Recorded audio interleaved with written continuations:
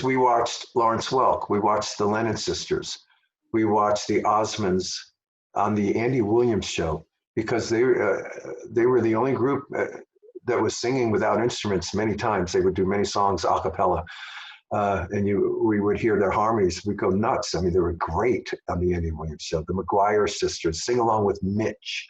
These are old shows of musical shows that we just loved, and we loved those harmonies. Now, as artists, we ventured, when Bill and I, my older brother Billy, when we were like, 10 and 12, we're into Ricky Nelson now, we're into folk music. We're singing at hootenannies and playing Kingston trios, Peter, Paul, and Mary. We loved all of that music, and always getting better on the guitar through all of these genres we're going to pass through. But when we were in high school, or actually junior high, hootenannies were it. I mean, they were long nights with long songs.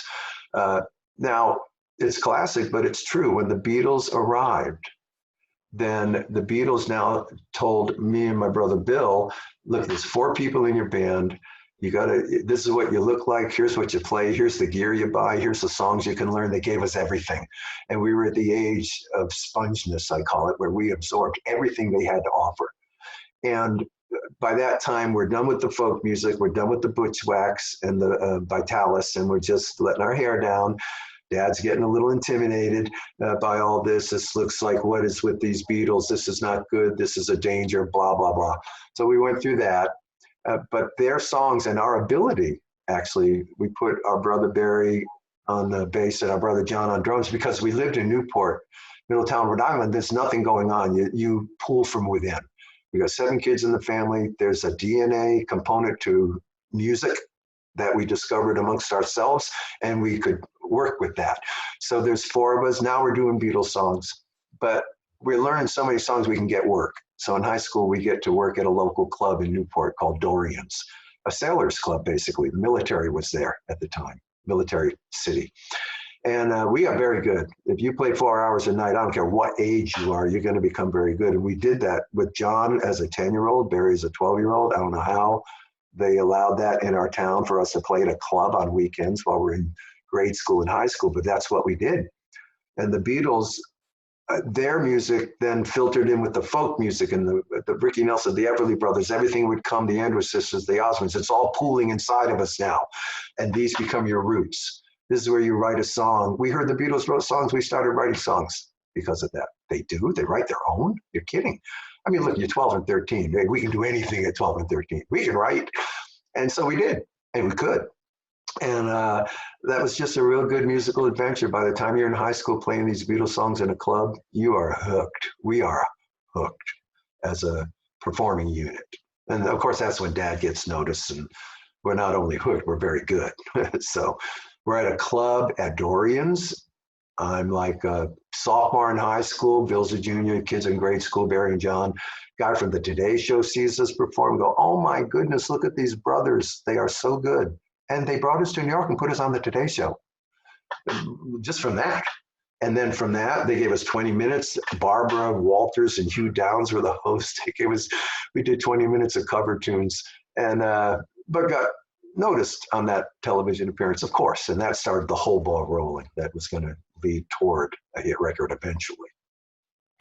So my dad was a jazz drummer, Jim Chapin. He wrote a book in 1948 called Advanced Techniques for the Modern Drummer.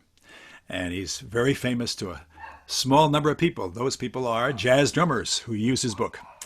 And his mother wanted his sons, at that point there were 4 boys, to know the language of music. And she paid for music lessons for James, Harry, Tom, and Steve Chapin at Greenwich House Music School in Greenwich Village.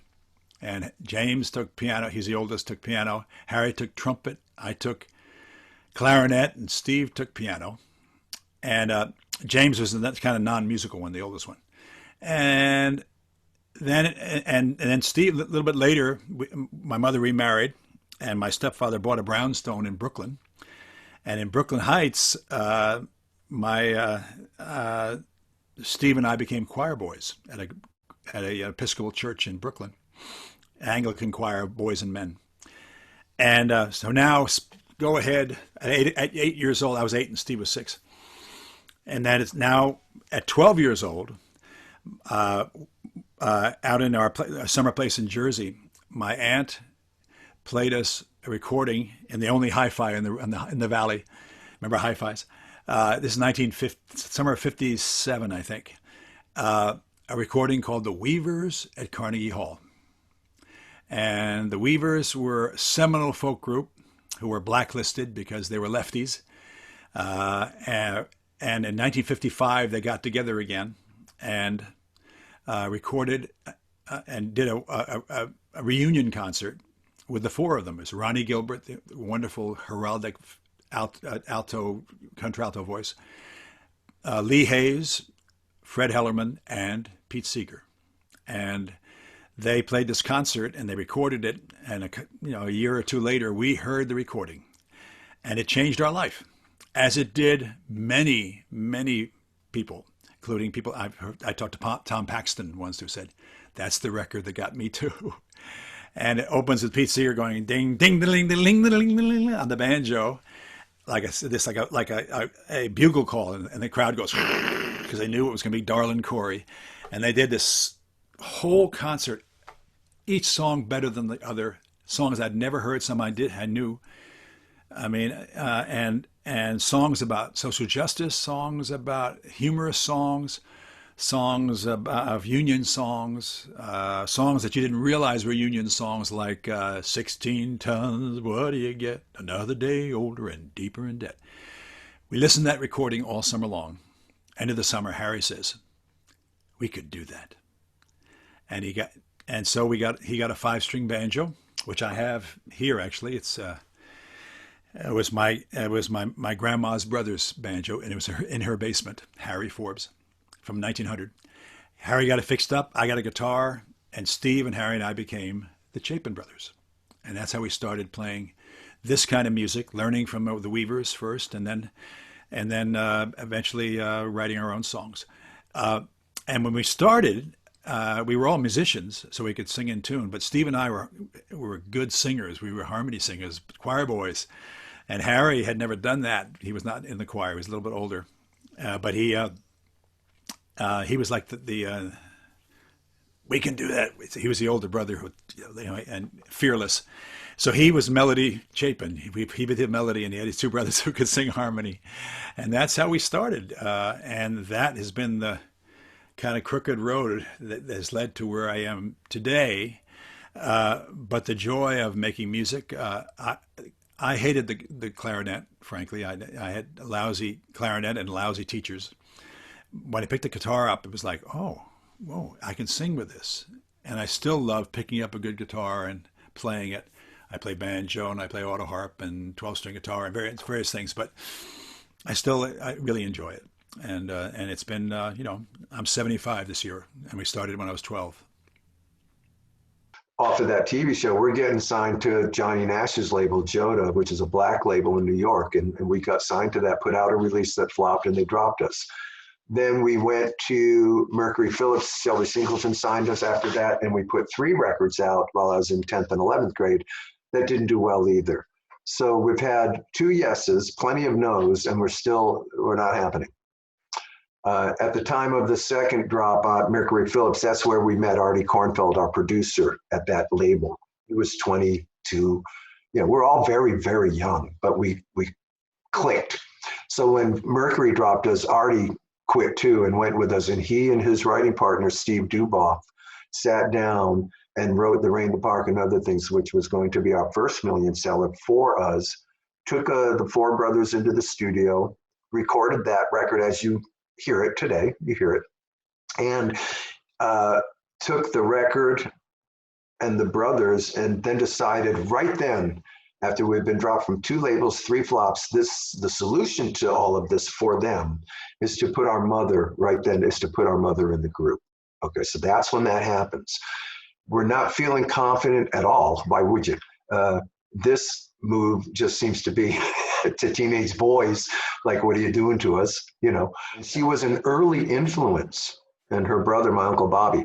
These were early influences in terms of songs and singing. Mom actually in 1959 did a school variety show with me and Bill. We were this trio singing Rock and Rollin' Ocean, which no one's going to know, and Baby Blue and songs no one knows about. But back then, in the early years, yeah, we sang with her once in a while on a couple of occasions, but it was never, as we got into being teenage guys, never the intent to include her in the formula we were working on. She was just a fun aside. But what it did do was made us not the Beatles. It immediately took us and differentiated us from all the other groups that were going at the time. And this was a prolific time. Groups and songs were coming like, wow. And why wouldn't you want in on that? And we did. So MGM took our Mom, the record, the group, and we had a million-seller hit record, and Mom wasn't going anywhere after that. Now, after Mom comes in, well, at that point, we're shifting our direction. Okay, this isn't the Beatles anymore. This is something else. And Bill and I are dealing with this on an artistic level, where we go into the studio, the Rain in the Park and other things. We see studio musicians, Jimmy Wisner conducting. We see violins, horn, harp. We're going, what is going on? And how are we going to put that on stage? Because most bands were on stage and brought that into the studio. They worked it out on stage. We didn't do that. We're into whatever. We love recording. We weren't turned off by all these musicians. We were like, what is this all about? Because we're 17 and 8, we're kids. So we love it. We're sponges. We're loving it. But it was different. And it just put us on a whole separate path. Now Susan comes in. She's 7 years old. Paul's in. We're all in, except for my twin brother. And that's a documentary, sidebar that everyone could be interested if they want to watch that. But now you have the family group. Now you have the brothers, and we're not the Osmonds. We're not anything. We're different now. We're the first pop group that's going to do this. And boy, up the chart it went. And of course, then America loves our group because Mom's in it. Ed Sullivan loves our group because Mom's in it. Johnny Carson loves our group because Mom's in it. All the variety shows love our group because we're this family, and all that goes along with that you would expect. With the right song, you can not take advantage of, you can accept all of that with the right record and the right hit and the right song. All that stuff was there before the hit record, Mom and everybody, but we finally, like I say, your challenge is how do you bring the world to what you're doing so they notice? Back then, Ed Jim brought that to us. Today, you need to do that yourself. It's very challenging. So we're very fortunate.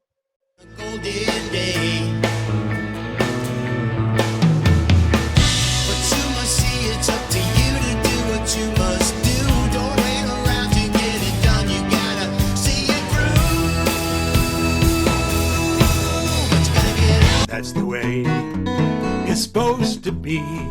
The earth recycles, and so do we. RECYC.